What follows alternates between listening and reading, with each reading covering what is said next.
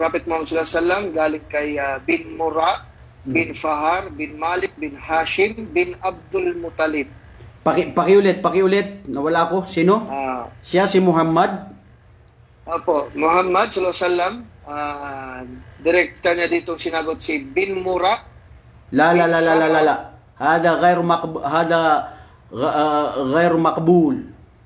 Wag ba diretso kay Mura na yun. Yun yung pinaka ninuno niya galing yun sa mga ikapitong lineage niya. Si Propeta Muhammad ay anak siya ni Abdullah. Doon magsisimula dapat si Abdullah.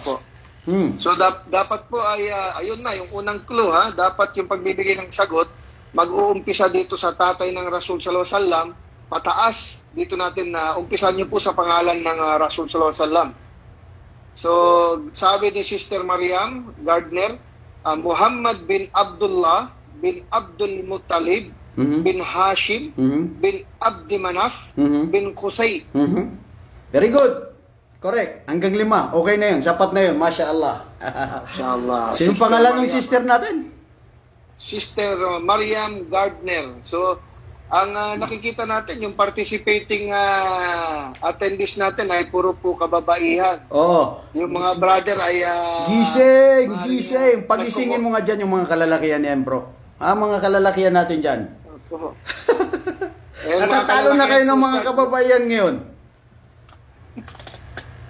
Ang kalalakihan ay maaring nag-o-observe, Ustads, o kumukopya lang, ha? Okay, inshallah, hindi. Kasi ganyan naman talaga yan, eh. Pagdating sa classroom, madaldal ang babae. Maraming salita, sagot-sagot. Pero pagdating na sa actual, ang lalaki, pag sumagot, kalas. Siya na yung hindi naman lahat. Minsan lang yun nangyayari, di ba? Minsan may mga lalaki din na tahimik yan, pero pag nag-buwerta yan, wala na. Opo, Ustads. Yung mga kalalakihan po natin so far dito ay nagda-download lang ng mga information. Alam nila, yan po ay mga maganda dito po sa atin. Yan po may mga active participants and contributor po yan sa Islam, inshallah, Ustads. Okay, Masya Allah, jazahumullahu khair. Gantimpalaan sila ng Allah. Allahumma amin. Okay, sunod na katanungan ay, saan namatay ang tatay ni Propeta Muhammad sallallahu alaihi wasallam at ano ang pangalan nito na dati, hindi yung ngayon.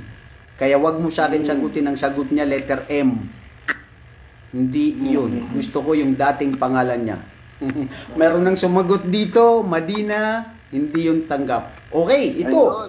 Si Carmelo Ibrahim. Yatrib. Masya Allah, very good. Carmelo, si Brother Carmelo yata ito, Ustads. Lalaki na po. Ayan na po. Pumapasok na po ang kasagutan mula sa kalalaki. Oo, malakas ang mga lalaki. Ar-rijalu qawwamuna 'alan nisa, ya Sheikh. Okay, sunod na katanungan. Sino ang nagbigay sa pangalan ni Muhammad? Allah. Naalala ko yan eh. Sinabi ko yan eh. Dito pa ako nakapunon dito sa mesa na ito. Kumakain pa ako ng apang noon sa oras na yun. Masya Allah. So, the title Muhammad, sinong nagbigay sa pangalan na ito? Masya Allah, gantimpala ng Allah ang kapatid natin na ito. Napaganda, Ustaz, ng portion natin ngayon na at least nare-renew o nare-refresh. Galing kay kapatid Binasing Abdullah. Si Abdullah ang kanyang tatay ba? Mali. Paano magbibigay si Abdullah? Sandali ha. Paano magbibigay si Abdullah na pangalan ng kanyang anak si Muhammad? Ipinanganak na si Muhammad, patay na yung tatay niya. Nasa sinapupunan pa lang ng nanay niya, di ba? Nandun pa sa tiyan ng nanay niya, patay na siya ang kanyang tatay na si Abdullah. Paano siya magbibigay ng pangalan? Mashallah. So parang Ustad sa hindi ba sila, kung ganun Ustad, ang Rasul sallallahu alaihi wasallam at ang kanyang tatay ay hindi nagkita, no? Hindi siya man lang nakita ng kanyang tatay? Biittifaqil ulama, kailanman hindi sila nakita. Allahu Akbar, mashallah. Ipinanganak ang kanyang anak na si Muhammad, nandoon pa lang sa sinapupunan ng kanyang ina, 4 na buwan o 6 na buwan, namatay na ang kanyang ama na si Abdullah doon sa Yatrib. So hindi niya alam. So mashallah, mashallah. So hindi. So nare-refresh tayo, Ustad. Yes. Nare-refresh tayo sa detalye ng sira ng Rasul. Kaya nga naisip ko ngayon to para refreshment para diyan sa mga nag-aaral ng sira. O, di ba? Oh. Sagot ni Zahra B. Ibrahim, Ustad, Abdul Muttalib ang nagbigay sa kanya ng pangalan na Muhammad. Tumpak, very good. Abdul Muttalib. Yung kanyang lolo na binigyan, na siyang nagsabi na Muhammad ang ipapangalan ko sa kanya. Sa isang riwaya, si Amina, ang binigay na pangalan ay Ahmad. Tinanong, bakit Ahmad ang ibigay mo na pangalan? Kasi daw nakita ni Amina sa kanyang panaginip nung ipapanganak na si Muhammad na may dumating sa kanyang panaginip na anghel na nagsabi na ang pangalan ng iyong anak ay si Ahmad. Kaya tinawag din siya ng Ahmad. Okay? So yan yung mga pangalan ng propeta sallallahu alaihi wasallam. Muhammad, the praiseworthy, yung talagang hindi na mamatay ang pangalan ni propeta Muhammad, Minalhamad. Tapos yung Ahmad ay ganun din, kapuri-puri. Dahil si propeta Muhammad, pinupuri siya ng lahat ng kanyang mga umma. Nagsasala tayo, humiling tayo sa Allah na bigyan siya ng habag at binabati siya ng Allah at lahat ng mga ibang nilikha. At dahil ngayon ay nakuha natin yung dalawang pangalan ni propeta Muhammad ayon sa hadith na nabanggit ko noong unang panahon na sinabi ko, ano ang mga natitirang tatlo na pangalan ni Muhammad sallallahu alaihi wasallam bukod sa Ahmad? Mayroong tatlo yun. Ano yung mga tatlo yun? Masya Allah, I will appreciate more kung sino ang makakasagot dyan. Titignan ko dito sa mga live ko kung sino rin nakakasagot dito. Kala nila pinapabayaan ko sila. Yalla, bismillah, start now the answer.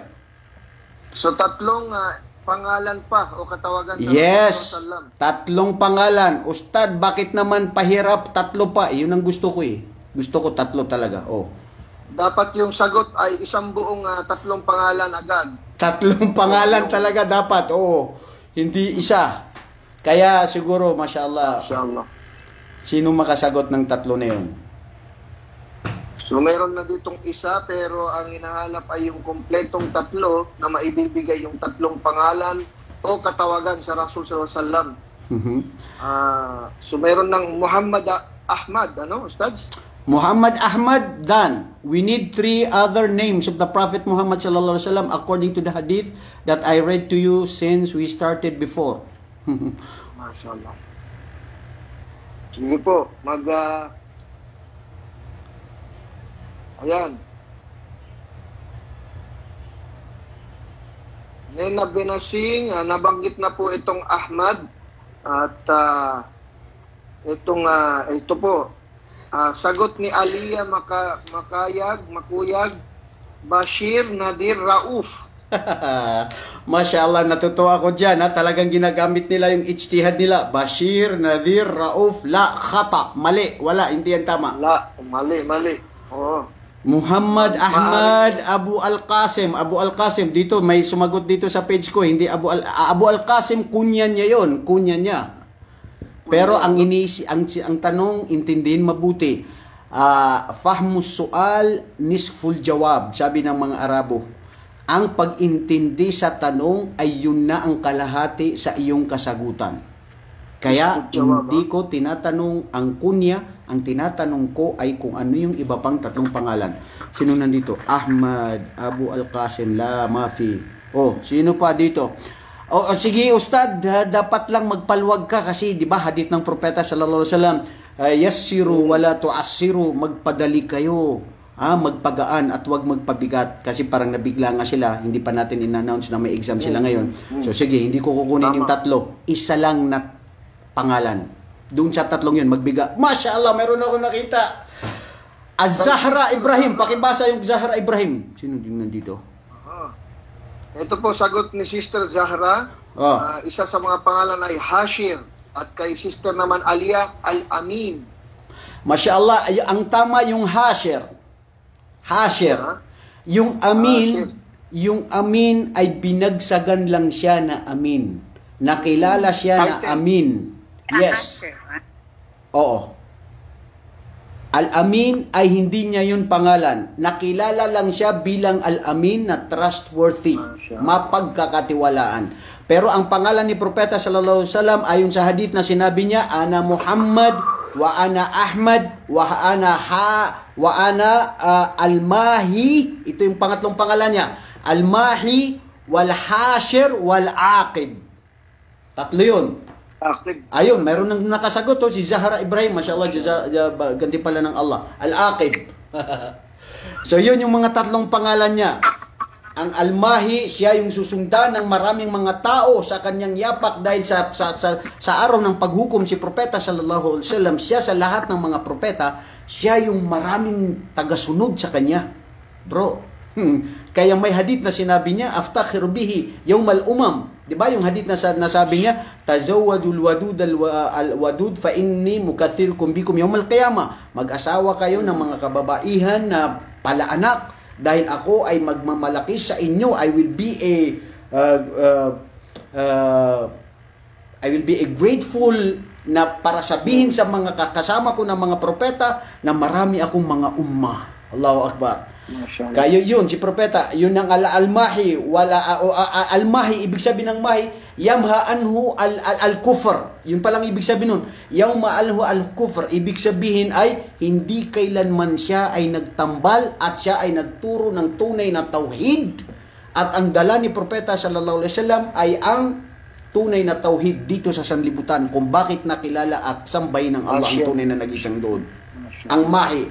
Al-Hashir, yun naman yung yun naman yung maraming tagasunod, at ang al-Aqib ay yun yung sa araw ng paghukom na siya ay magbibigay ng ano. Yes. Very good. Mashallah. Okay. Punta tayo sa sunod na katanungan. Si Propeta Muhammad alayhi afdalu salatu wasalam, anong edad siya, to be exact, na nabanggit natin when his mother passed? Namatay ang kanyang ina, di ba? Ano ang edad ni Muhammad? Nasaan na yung mga tanong? So, brothers and sisters, mashallah, huwag po kayong, ito po, galing kay sister. Unang... mga sister po lahat ito, 6 years old. 6 years old po ang mga sagot nila. Correct, very good. Very good, 6 years old, namatay ang kanyang ina, namatay ang kanyang ina na si Amina, na ang edad ni Muhammad ay 6 na taon, ayon sa mga pinagkaisa ng mga pantas. Karagdagang tanong, saan lugar siya namatay? Yalla, bismillah, go. Yung nanay po, yung nanay ay kung saan namatay, Ustad, ano? Nina Binasing, mali, hindi sa Madina siya namatay. Another answer, I need another answer. Hindi ko kasi makita yung mga nakikita. Lugar ng Abwa. Very good, Mariam. Ng Makkah at Madina. Yes. Ito ang lugar na kung tawagin ay Abwa, pagitan ng Madina at saka Makkah. Very good. Okay, sunod na katanungan. Opo, yung mga brother nire-remind ko lang, huwag yung ibigay lahat sa mga sister yung mga hasanat. Mapagbigay kasi ang mga brother natin, Ustad. Ganyan sila magmahal sa mga sister po, Ustad. Mapagbigay. Mapagbigay, Ustad. Oh, correct. Maganda yan, maganda yan. At yan ang maganda sa Islam. Dapat tayo mapagbigay. Okay. So, sandali. Sunod na katanungan. Abwa, pangalan nun. 2 taon until Abdul Muttalib died when the Prophet Muhammad was 8 years old. Diba? Yun yung nangyari na namatay siya sa Abwa, at ang kanyang lolo na si Abdul Muttalib ito ay kanyang inalagaan. Ang tanong dito, how long did Prophet's grandfather take care of him? Ilang taon inalagaan ng kanyang lolo? Mga basic lang to na mga katanungan, bro. Sister, how many years? Mga. Bakit ka nagdadalawang isip ng mga? Dapat diretso, 2 years is correct. Very good. Zahra Ibrahim, another question. I'm sorry talaga, dito sa page ko, di ko nakikita yung mga kasagutan ninyo rito. Teka lang. Okay, another question. Why did Khadijah want to marry Muhammad? Tama ba yun? Nakuha ko ba yun? Nakita ko ba yun? O naipaliwanag ko? Bakit si Khadijah ay gusto niya si Muhammad na kanyang maging asawa? Oh, tama, nakuha mo yun, Ustad. Naituro mo sa amin kasi 'di ba, sinabi mo nga parang tinanong niya yung kaibigan niya si Safia at sabi ni Safia kay Muhammad na siyang pumunta, "Oy Muhammad, ba't hindi ka raw mag-asawa?" Sabi ni Muhammad. Sabi ni Khadija. So ibig sabihin, ang babae ang nag-offered na pwede daw yun sa Islam. Lalong-lalo na kung ang babae ay nakikita niya sa lalaki na mapagkakatiwalaan, matakutin sa Diyos.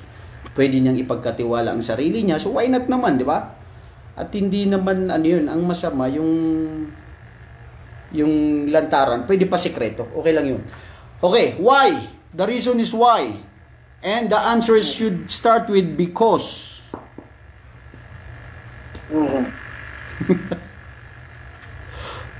Naun sa inyong mga kinabuhi. Naghang na, Ustads, naghang. Naghang. Bakit gusto ni Khadija na maging asawa si Muhammad? Tama, nasabi ko rin yun. Assalamualaikum, Ustads. Pwede. Ayun, Ustads. Sige, bismillah po. O sige, si Zahra Ibrahim. Sino anong sagot dito? Assalamualaikum. Alaikumussalam warahmatullah. Gustong asawahin ng Khadija radhiyallahu anha, umul mu'minin ang Rasulullah sallallahu alaihi wasallam. Maskat patutin. No. Dahil sa kadahilanan ng Dito kadahilanan ano? Dahil sa attributes ng kandak ng Rasulullah sallallahu alaihi wasallam po. Hindi ko na-gets, Sirhan. Ano sabi niya? Hindi po siya malinaw, sister, pero may mga sumasagot dito sa atin in-call message dahil may tiwala sa Allah, dahil sa kanyang katapatan, dahil mabait at matapat po. At sister Zahra, yung inyong sagot po ay dahil po ano po siya? Dahil po sa kanyang character and conduct na Character. at yun ang napansin nung Okay, very good. Accepted na yon. Tama, correct. Sister Zahra. Because of his right conduct, because of the character, dahil mapagkakatiwalaan at trustworthy. Nakita nga ni Khadija, di ba? Kasi sa dami ng gustong mag-asawa sa kanya, na mga min ashrafil Quraysh, mga kilala, tanyag na mayayaman at kilalang mga leaders ng mga Quraysh, pero ang nakita niya kay Muhammad ay dahil sa al-amin, mapagkakatiwalaan at maganda ang kanyang pag-uugali. Yun, doon siya nabighani. So kung makikita natin mga kapatid, dito rin yung hadith ng propeta sallallahu alaihi wasallam na sinabi niya, "Idza ja'akum man tardawna dinahu wa khuluquhu fazawwiju, fa illam takum fitnatan wa fasadan fil ard wa fasadan kabir." Aw fima qala alayhi salatu wasalam, sinabi ng hadith ng propeta, pag dumating sa inyo ang lalaki na gustong mag-asawa sa inyong mga anak, para ito sa magulang kahit sino, na alam nyo ang kanyang relihiyon, mapagkakatiwalaan, relihiyong Islam. Pangalawa ay ang kanyang pag-uugali. Tanggapin nyo. Dahil kung hindi, ito ay magiging fitna sa inyo. Okay, very good. Let us move on. Another question. Napakagandang punto, Ustads. Mashallah. Okay, ang lahat ba ng mga asawa ni propeta, sino sa kanyang mga asawa? Very basic lang to eh. Okay, pero okay na rin. Sino sa kanyang mga asawa na una niyang pinakasalan after ni Khadija? Yan ang gusto kong tanong. Aisha radhiyallahu anha, Carmelio Ibrahim. No, that is wrong. Hindi si Aisha ang una niyang pinakasalan after Khadija.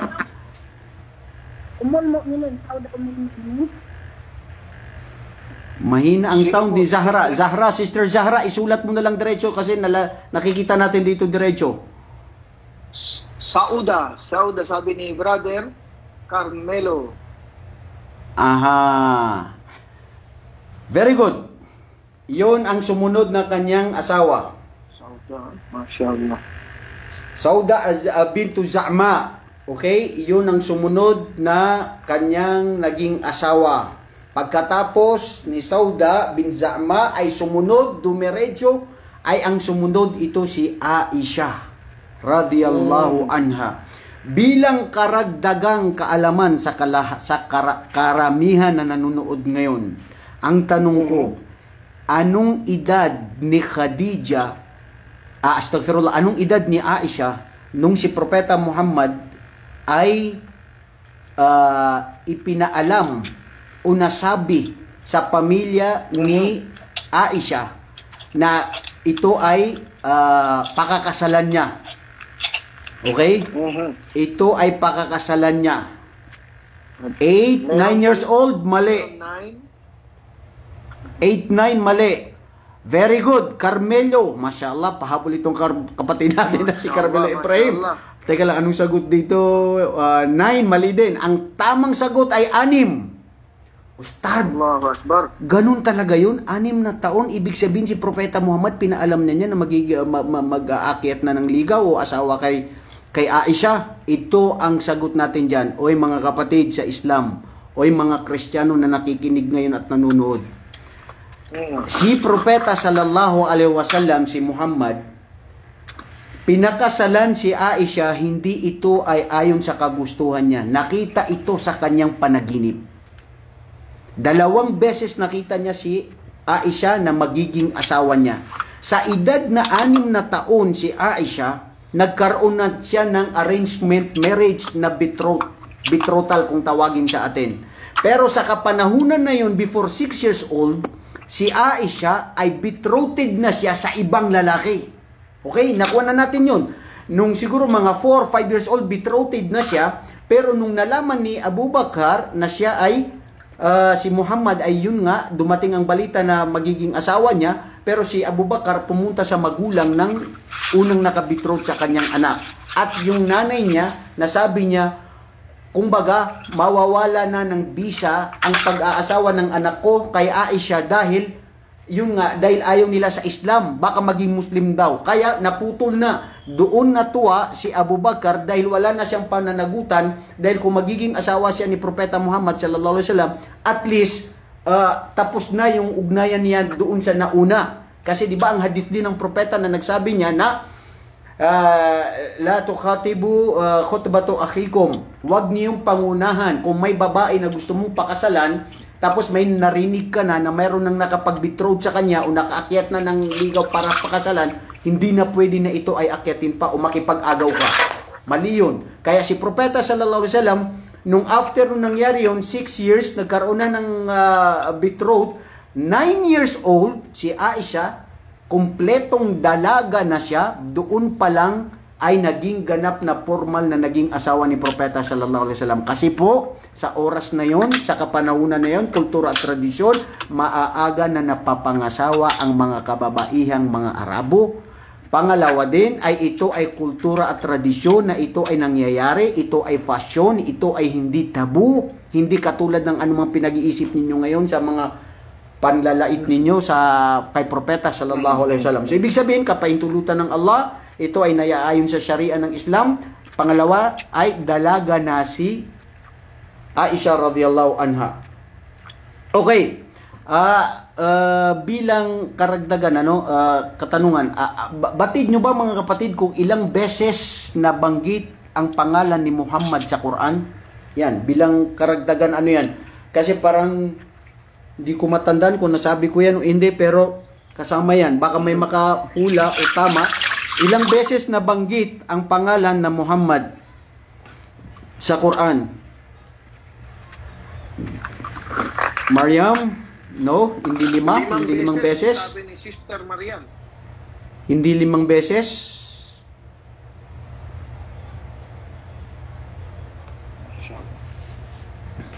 So, ano to, Ustads? Yung 5 beses, mataas ba o mas mababa?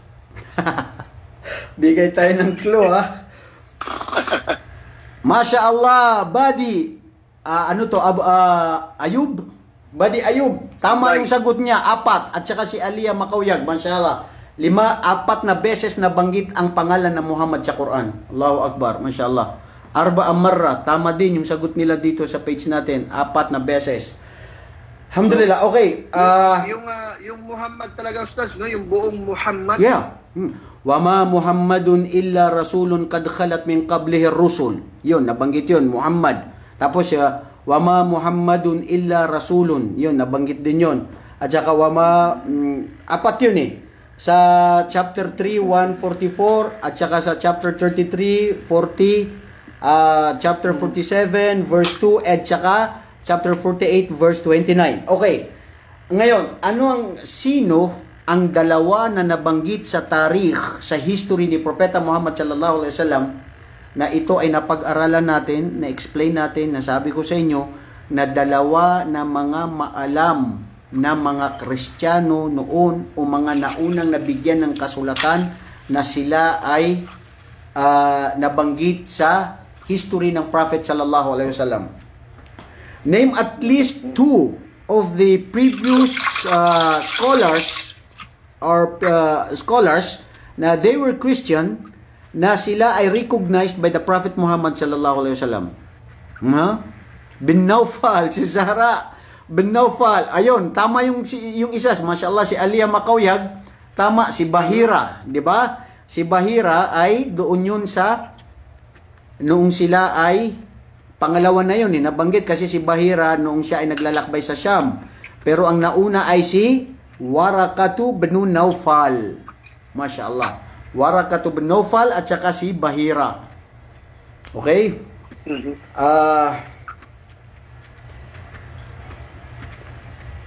Ito ang katanungan. May dagdag ko doon. O sige. Yung si Najasi. Najashi, mashallah, very good. Very good. Mashallah, you remind me of that. Si Najashi.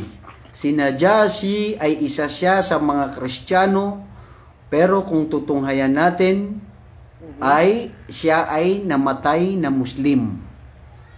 Ganon din si Waraka ibn Naufal. Ganon din si Waraka ibn Naufal, na namatay siya na Muslim, at ganon din si Najashi. Pero itong si Bahira, maalam lang siya na isang monghe. Pero walang nabanggit na kung siya ay nag-Muslim o hindi. Allahu alam, walang nabanggit. Pero alam niya, nabatid niya na ito ay si Muhammad ay magiging propeta. Ang katanungan ngayon ay dito sa kanyang uncle na si Abu Talib, siya ba ay tumanggap ng Islam? At bakit? Hindi, wala. Okay, yan yung mga sagot nila. Hindi, wala, no. Ang tanong doon, bakit nga? So, ang tanong, ano yung dahilan ng kanyang hindi pagtanggap? Oh, anong dahilan?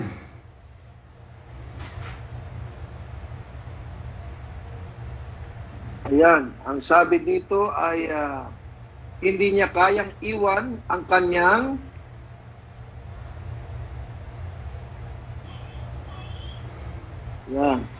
ayaw umalis sa nakagisnang relihiyon. Yan ang sagot ni Sister Aliyah.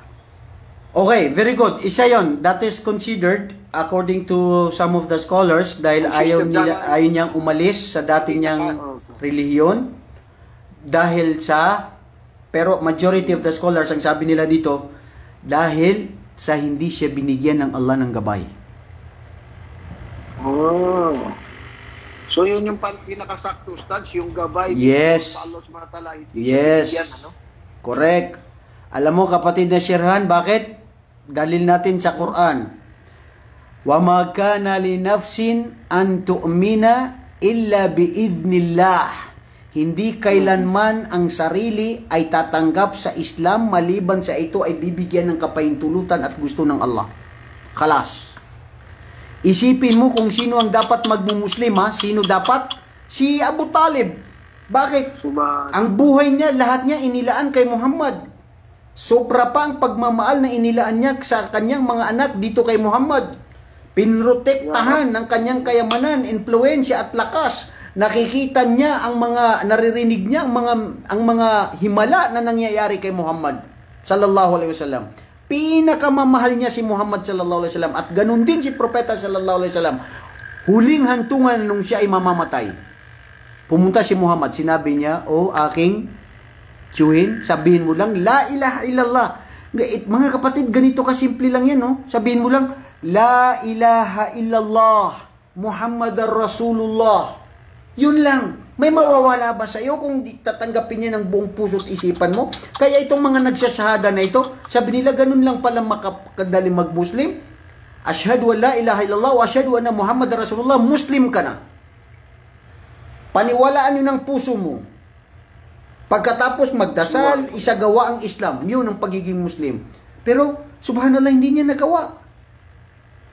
Ha, kapatid na Sherhan? Siguro kung ako si Abu Talib sa oras na yun, nangihinalo ako at mamamatay na ako, dumating sa akin ng aking pamangkin, alam ko na talagang propeta siya, batid ko na, naniniwala ko siya, mahal na mahal ko siya, sasabihin niya siya, kung talagang sasabihin ko. Pero bakit hindi niya nasabi? Kasi ang Allah nagbibigay ng gabay. At sasabihin ko, ang sino mang nagmuslim ngayon, sino man ang nagmumuslim sa ating mga video, dahil sa ating sa pag-explain na sa Islam, sila ay ginabayan ng Allah. Hindi dahil sa video natin, hindi dahil sa tao ay magaling magturo, dahil ito ay gabay ng Allah sa kanya dahil mahal ka ng Allah. Mahal ka ng iyong tagapaglikha na ikaw ay binigyan ng gabay at tinanggap mo ang Islam. Kaya hamon din at sasabihin sa mga taong tumanggap sa Islam, huwag na huwag niyong talikuran ng Islam at huwag kayong magmurtad. Dahil napakalaking kasalanan nito sa Allah. Nandyan ka na sa gabay, nandyan ka na sa tama, lilinlangin mo pa ang sarili mo. At huwag na huwag kayong maging munafik, magpagkunwari sa Islam. Dahil isa yan sa pinakamalaking kasalanan. Tanggapin mo ang Allah, nag-iisang Diyos, puso at isipan, kilos. Yan ang Islam.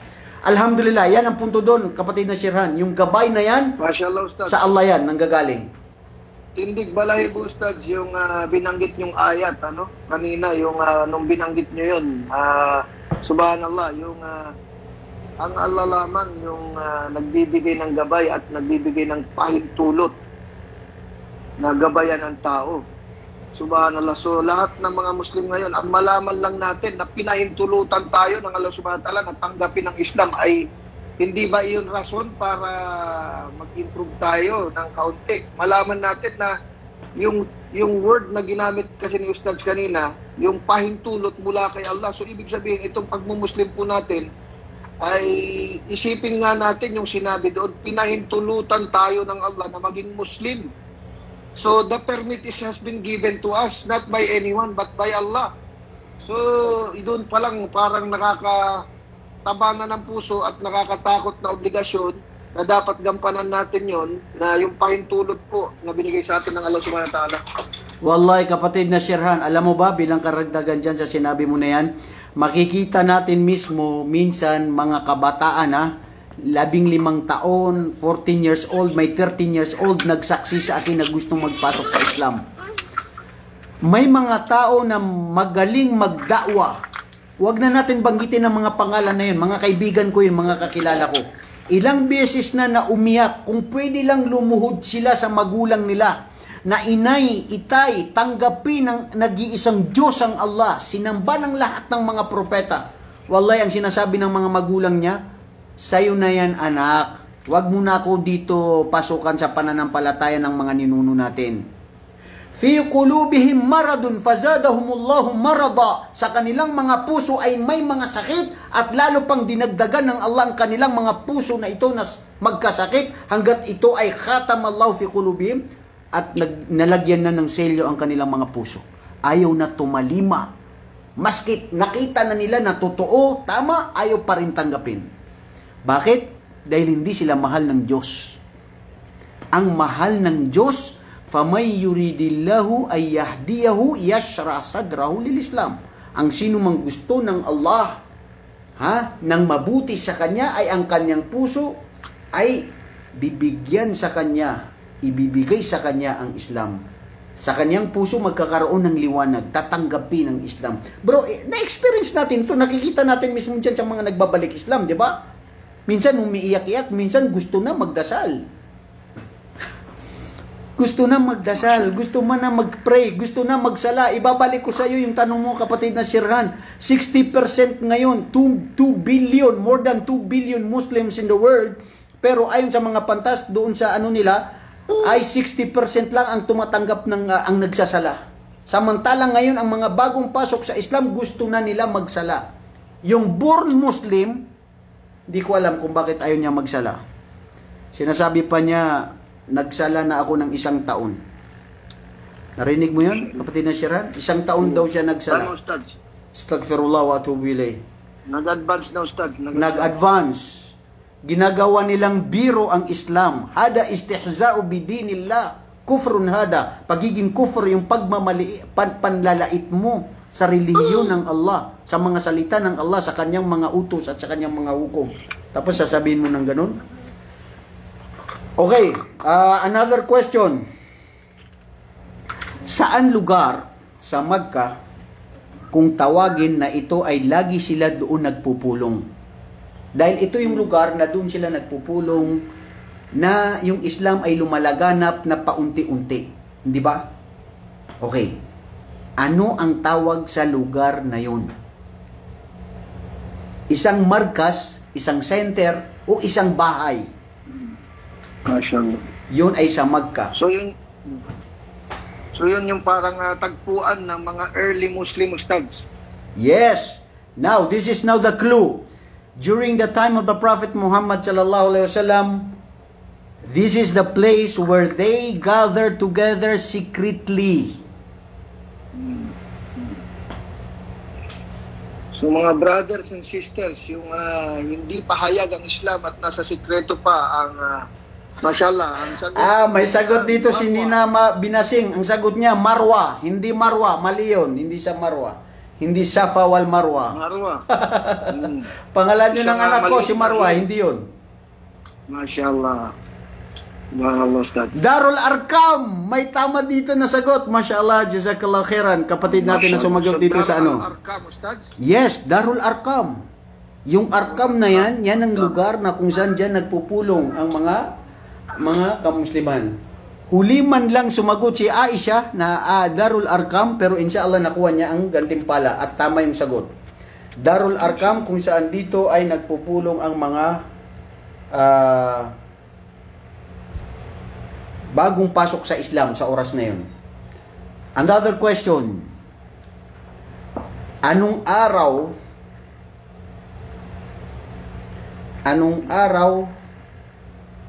at buwan nangyari ang unang revelasyon?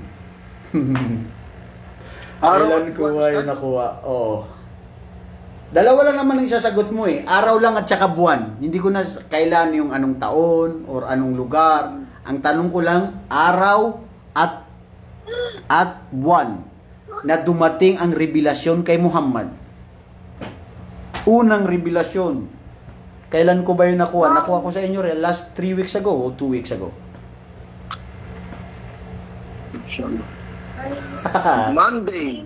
Bitin yung Monday na yan. Isang sagot mo lang eh. Okay, I'll give you 1 point. Buwan ng Ramadan, ika-10. Okay, so pag-isahin na natin yun, yung sagot ni Alia at saka yung si Sister Zahra, araw ng Lunes, at ito ay sa buwan ng Ramadan. Ika-10 daw, Ustad. May khilaf dyan ng mga pantas, ika-9, ika-10, pero ang nakikita natin ayon sa pinagkaisa ng iba, ito ay sa ika-17. May nagsabi ikang-8.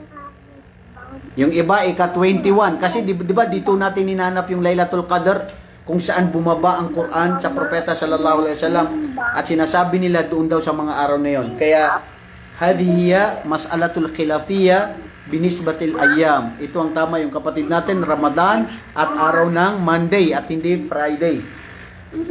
Okay. Ustad, hindi gabi ano? Ha? Araw po ito, hindi gabi. Araw siya ng gabi. Araw siya ng ano? Hindi.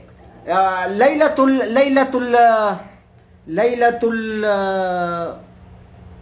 Ithnain. Ibig sabihin, nangyari yun, gabi ng linggo. Gabi ng linggo nangyari yun. Kinabukasan Monday. Kaya yun ang nangyari yun. Siyempre, bumabasa ang Quran, ito ay gabi, hindi araw. Ha? Late night na, fi thuluthil layl, dumating ito kay propeta sallallahu alaihi wasallam ayon sa sinabi ng ibang mga pantas at karamihan sa kanila. Okay, very good. Another question.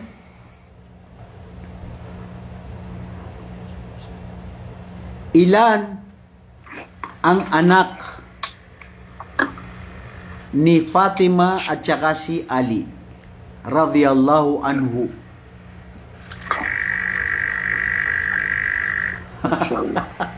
Mashallah. Bilis sumagot ng mga sisters natin, ha? 4, 2. Ha? 4, 2.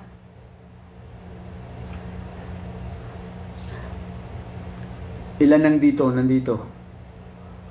Ano ito, Stars? Papangalanan pa po ba nila o yung number lang? Ang sinabi ko, number lang. Kaya, okay na yun. Number, ha? Oo. Mashallah. Actually, So, may sumasagot ng 4. yung 4, yung 2, mali. Kasi ang kilala lang natin talaga na nabanggit ay si Hasan at saka si Hussein. Lagi yun nababanggit ni propeta na pinakamamahal niya yung mga apo niya na yun.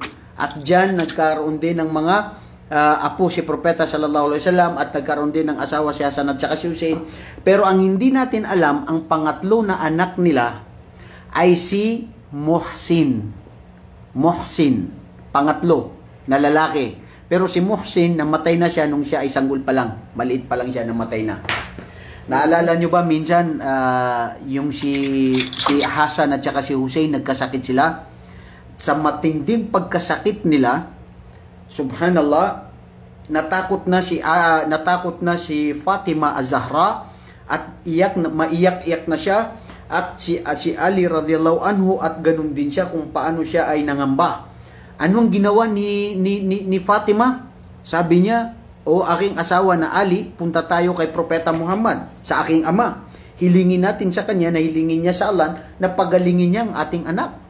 Subhanallah, namangha din ako sa akida ni Ali radhiyallahu anhu. Anong sinabi niya? Sabi niya, hindi. Mag-aayuno tayo ng 3 araw at magbibigay tayo ng mga sadakah. Subhanallah.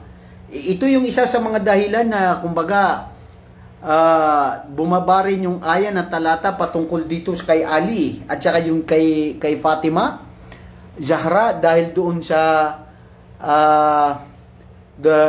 innama nut'imukum liwajhillah la nuridu minkum jazaa'a wala syukura. Ayon sa mga ibang mga pantas, bumaba itong aya na ito dahil yun nga, dahil sila ay may dumating sa kanila na mga nagluluto si Fatima, wala na silang makain, kukunti lang, tapos dumating sa kanya ang yatim at dumating sa kanya sa isang araw din yung mga mahirap at yung bagong pasok sa ay isang Kristiyano din o galing sa kulungan at sabi ni Ali, ibigay mo yan sa kanila. Ibigay mo yan sa kanya, maski walang natira sa atin. Subhanallah. Tignan niyo yung pagmamahal ng mga sahaba sa mga nangangailangan. Allahu Akbar. Anyway, that is only additional for our information. What happened to this sa kaganapan na yon? Okay? Ano ang ibig sabihin sa araw o taon ng pagdadalumhati ni Propeta sallallahu alaihi wasallam?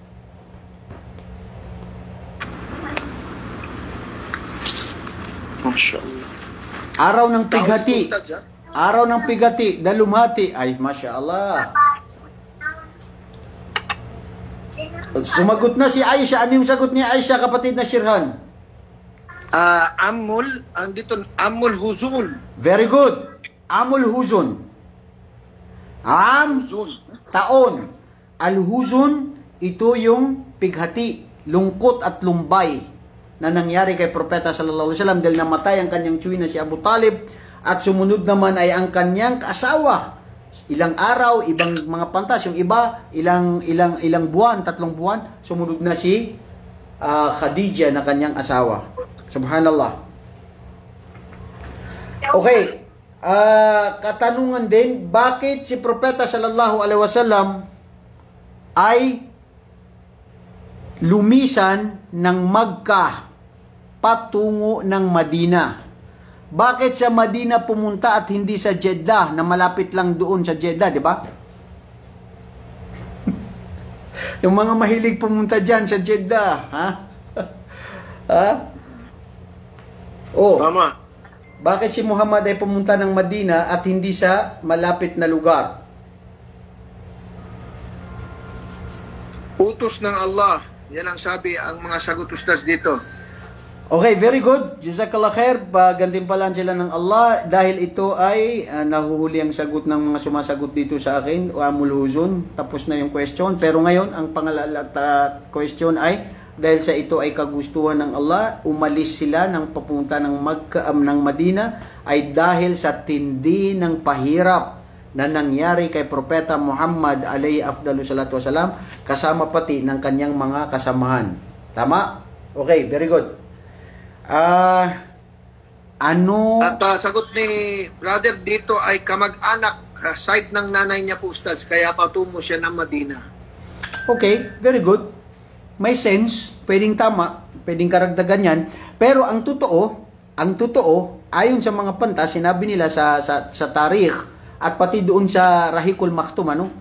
Ang nakasulat doon ay dahil din sa, di ba nangyari yung Akabatul Ula wal Akabatul Thaniya, yung matindi na ang pahirap sa propeta sallallahu alaihi wasallam at nagkaroon na ng boycott, di ba? Total boycott sa kanila, walang makain, walang pag-aasawa, hindi sila pakikiusapan, at pinutol na ang lahat ng ugnayan sa kanila. Pero may mga tao mula ng Madina napunta sa Makkah at sila ay nangako kay Propeta Muhammad na sila ay tatanggapin sa Madina.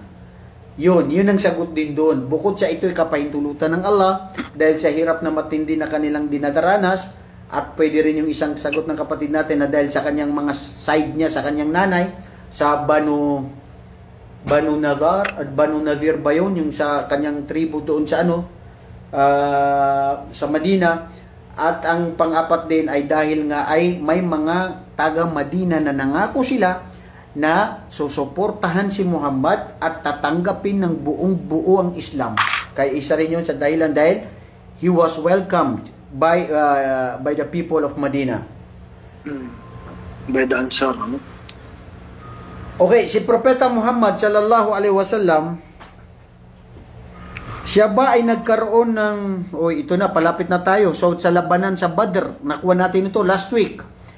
Nagkaroon ba ng sugat si Propeta sallallahu alaihi wasallam sa labanan ng Badr? Ang sagot, yes or no? Masyaallah. Natutuwa talaga ako dito, no? Bilis-bilis sumagot ng mga sister na to. Yes. So, hati ustad yung mga sister. Ay, may yes, may nagnono. Sa kung nasugatan ang Rasulullah sa Battle of Badr. Ito yung unang battle, ustad, ano? Yung major battle ng Muslim at saka ng mga musyrikin. Yes. Correct. Pero ayon sa mga kasagutan, ayon sa mga pantas at sinabi rin nila, si Propeta sallallahu alaihi wasallam hindi siya gaano nagkaroon ng sukat o nahirapan sa Badr. Bakit? Mga kapatid, kasi di ba ang nakipaglaban na doon yung mga anghel? Yung mga anghel na yun bumaba dahil ang pangako ng Allah at humiling si Propeta sallallahu alaihi wasallam, ang bilang lang nila is 300 at 10 o 14, samantalang ang kalaban ay 1,000. 700 din yung kanilang mga kamelyo at ang kanilang mga kabayo at ang kanilang mga sandata. Si Propeta Muhammad, hindi sila handa sa oras na yun. Dahil ang gusto lang nila, kunin na nila yung mga ganima na napag-iwanan nila na kinuha nila ng mga kufar, ng mga Quraysh. Pero nanalig siya sa Allah, humiling sa Allah, at yun nga, nakuha natin, explain natin yun, yung mga patungkol sa nangyari. Bumaba ang mga anghel ng Allah, nakikita ng mga sahaba. Minsan, pupuntahan nila yung kalaban at bigla na lang nilang ito ay papaslangin, pero bigla na lang natutumba, brother Sheran, natutumba yung mga kalaban. Subhanallah, nakipaglaban ng mga anghel. Subhanallah. Tulong yun ng Allah at hindi nakakapagtaka. Ang mga anghel na yun, buhay pa yun hanggang ngayon. So ngayon, ang mga Muslim, ang aral doon, manalig lang sa Allah. Huwag ka manalig na malakas kayo dahil sa sandata ninyo, dahil sa dami ninyo, dahil sa power ninyo. Hindi. manalig ka sa Allah. Siya ang magpapabigay sa inyo ng tulong at habag. At hindi kung anong lakas ninyo. Yun ang mga aral na makikita at maano natin doon sa nangyari sa Al-Uhud. Sa Al-Badr. Okay. Sino ang babae na nasabi ko na kilala siya, na nasabi din na siya mismo ang nakapagbigay ng physical na anyo ni Propeta Muhammad. Kasi nakita yun nung naglalakbay si Muhammad kasama si Abu Bakar, umalis sila at pumunta sila doon sa papunta ng Madina. At ang babaeng ito sa disyerto, sa gitna ng disyerto ay siya mismo ang nagkwento sa physical na anyo ni Muhammad. Bilog na bilog ang kanyang buhok, bilog na bilog ang kanyang mata, at maitim, malalim, napakagandang lalaki, hindi masyado kataasan at hindi rin siya mababa, at mahaba ang buhok, at pag makita mo, mashallah, meron ng anong sagot nila? Dito si Fatima, mali, hindi si Fatima yun. Ano yung sagot niya, Sir Han? Ummu Ma'bad. Ummu Ma'bad. Ummu Ma'bad. Mashallah. Kasi yung isa sagot niya, Ummu Ma'bad. Walang TH. Ummu Ma'bad. Yung si Ummu Ma'bad. Subhanallah. At nung dumating doon, di ba, naalala mo yun? Ummu Ma'bad, naalala mo yun, kapatid na Sir Han, di ba? Pumunta si Ma'bad, pumunta si Propeta sallallahu alaihi wasallam at wala siyang may pakain, wala siyang may bigay.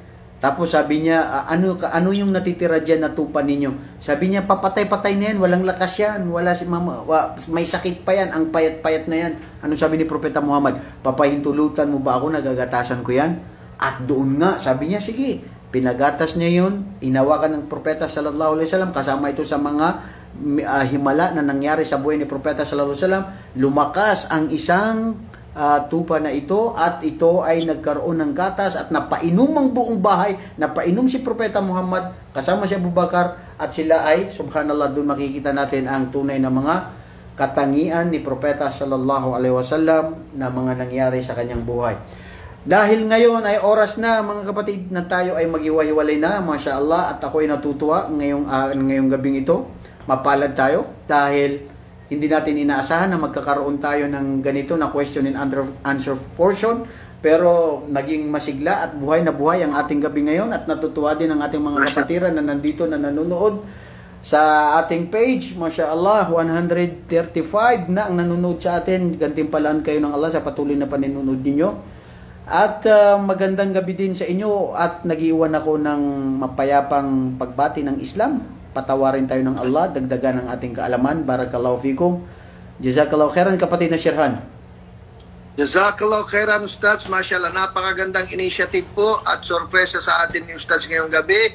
Tayo po ay na-refresh sa ating mga pinagdaanan na pag-aaral. Ang dami po natin napulot na aral, natutunan at na-confirm na mga kaalaman. Subhanallah. At mas lalo natin nakikita, na-highlight yung mga detalye ng mga pinag-aralan natin na nakaraan. Subhanallah. Tamang-tama, Ustaz, itong in-execute nyo po ngayon, sorpresa po sa amin. Talaga ang Allah subhanahu wa ta'ala pag nagbibigay ng sorpresa, ay kapag tinanggap natin ito ng buong puso, mas maganda ang mangyayari. Katulad ngayong gabi, mashallah, kung kanina, nung kakaumpisa ay kabado yung lahat o kabado yung iilan. Ngayon, subhanallah, nakita natin na yung participation para bagang classroom lang ang nangyari at nagkakaroon ng interaction online, subhanallah. Nagpapasalamat tayo sa Allah subhanahu wa ta'ala at inshallah, naway magpatuloy pa ang ating programa. At kami nagpapasalamat sa iyo, Ustads, sa iyong walang pagod, walang sawang pagpapaliwanag sa ating ng sira ng Rasul sallallahu alaihi wasallam at sa lahat ng attendees at nagsishare ng ating link. Naway inshallah na katulad ng sinabi ni Ustads na itong Islam sa atin ay ito ay pinahintulutan sa atin ni Allah. Hindi ba tayo matutuwa na malaman natin na ang nagbigay nito sa atin ay ang Allah at pinili tayo ng hindi naman lang natin na pinapabayaran sa atin. Napakaganda na malaman na kapag ikaw ay pinili ng Allah subhanahu wa ta'ala. Ang gagawin lang natin ay isabuhay itong Islam po. Bro, i-congratulate natin yung mga sisters natin. Panalo daw ang mga sisters, mashallah. Tama. So, congratulations po sa mga sisters na nag-participate, subhanallah, at sa mga brother na pinagbigyan ang mga sister. Congratulations din. Oh, si Mariam, si Sister Mariam Gardiner, at saka si Aliyah, at mashallah, yung mga sisters na yan, marami na silang, at dito rin sa ating Facebook, sorry, hindi ko mabasa-basa lahat yung mga comments ninyo at yung mga nagsilahok sa ating mga question and answer portion. Mashallah. Mashallah. So, alhamdulillahi rabbil alamin. Congrats po sa atin lahat. Naway hanggang sa matapos natin ang buong talambuhay ng Prophet Muhammad sallallahu alaihi wasallam ay sama-sama pa rin po tayo. Pagko sa mashallah, isa ito sa pinaka-importanteng subject po na dapat natin pagtuunan ng pansin dahil ito ay second part ng ating shahada. Hindi magiging kumpleto ang ating pagiging Muslim kung hindi natin mamahalin ang Prophet Muhammad sallallahu alaihi wasallam ng higit pa sa buhay natin at higit pa sa buhay ng buong pamilya natin o sino man tao dito sa mundo.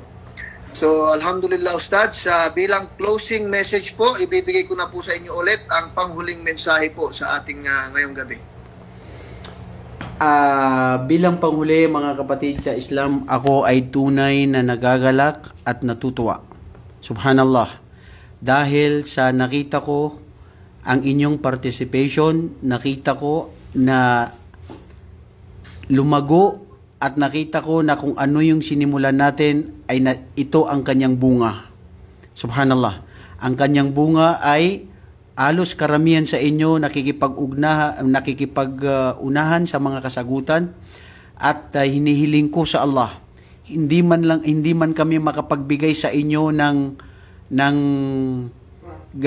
gantimpala o gift na ibibigay na nasabi noon ni kapatid natin na Sherhan na magbibigay ng mga kakanin. Ha? Alam mo kapatid na Sherhan, natawa doon yung mga nag-comments doon. Sabi na, natawa ko doon sa brother na ang ibibigay daw yung mga kakanin. Subhanallah. Hindi nyo man tanggapin o anuman, wala kayong matanggap na mga surprise o mga prizes na ibibigay namin o mga load or whatever. Wallahi kanina nagdasal ako, sabi ko, Ya Allah. Kasi alam mo bro, ngayon lang pumasok sa isipan ko talaga ngayon na mag-ano tayo, na magkakaroon ng question and answer. Ngayon after ng sala. Kasi naisip ko, next week, hindi ako makakapag-hold ng session natin. So naisip ko, ano na lang kaya kung mag-questionin ako para makita ko rin kung anong nalaman dati, di ba? So ito nga, very fruitful pala itong mga ganitong uri ng, question and answer portion at meron tayong, sharing ideas. At ganun din naman kailangan talaga ng participation. Ang pagka-aral, pagka-klase, wag lang yung nakaupo lang tayo, nakikinig. Kailangan talaga yung ma-motivate natin sarili natin sa pamamagitan ng pagtatanong, di ba? Naalala mo nung elementary, di ba? Kapatid na Sherhan, ma'am, sir, di ba? Kailangan yung ganun. So, subhanallah, ito nga at natutuwa ko sa mga kapatid natin at sa lahat ng ating mga taga-subaybay, gantimpalaan kayo ng Allah. Inihiling ko sa Allah, Ya Allah, bigyan sila ng maraming gantimpala dito sa mundo, lalong-lalo na sa araw ng paghukom. Igawad sa kanila ang paraiso. Allahumma amin. Patawarin sila sa kanilang mga kasalanan. Ang lahat ng lumahok, sumagot, at lahat ng nanunood at patuloy pang nanunood at lahat ng mga kamusliman. Barakallahu fikum wa jazakumullahu khairan. At kayo rin kapatid na Sherhan at lahat ng mga bumubuo ng mga kapatid natin dyan na sila ang nag-initiative sa programang ito. Barakallahu fikum, jazakumullahu khair. Jazakallah khairan Sheikh Wayak, Sheikh. Mashallah. Alhamdulillahi rabbil alamin. At baka sa next week ay magpapatuloy pa rin ang ating online. Titignan natin kung ano yung mangyayari sa next week. Kung sakaling hindi makakadalo si Ustads, baka magkakaroon na lang tayo ng siguro sharing sa mga attendees po natin. So at yun ang siguro nga titignan namin kung paano o ano yung gagawin. Maaring kami mismo na organizer ay makikinig dito sa mga attendees po sa inyong mga gustong i-share dito sa ating online Islamic Studies. At kami ay nagpapasalamat sa Allah subhanahu wa ta'ala at naway tayo ay lahat magkaroon ng pinakamagandang ending dito sa mundo at naway ang lahat ng ating natutunan ay ating magagamit sa buhay at unang maishishare natin sa loob po ng ating bahay. Allahumma amin. Inshallah. Amin, amin ya Rabb. So maraming salamat po sa lahat at jazakumullahu khairan. Dito na po magtatapos ang ating online Islamic Studies. Warahmatullahi wabarakatuh.